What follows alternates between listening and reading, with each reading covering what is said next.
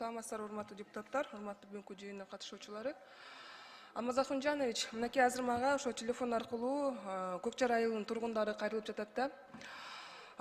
Көкчар айылында Куюкова көчөсүндө Алим Капитал деген курулуш строительная компания дейт, мынакей 14 кабаттуу 7 блоктон турган 400гө жакын квартиранын курулушун башташыптыр да.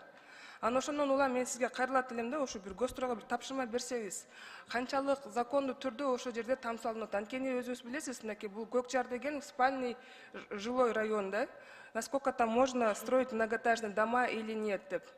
Потом вот в народе тоже двоякое понимание, почему госстрой работает на двух стандартах или это как понимать деп. Потому что данная компания Алим Капитал деген строит не в положенном месте, получается, а как мы все знаем, вот как в соцсетях нам показывают, госстрой сносит все вот незаконные здания, да, получается. Поэтому, урматтуу Алмаз Ахунжанович, я бы вам обратилась, пожалуйста, дайте поручение госстрою, пусть проверит, насколько законно они строят это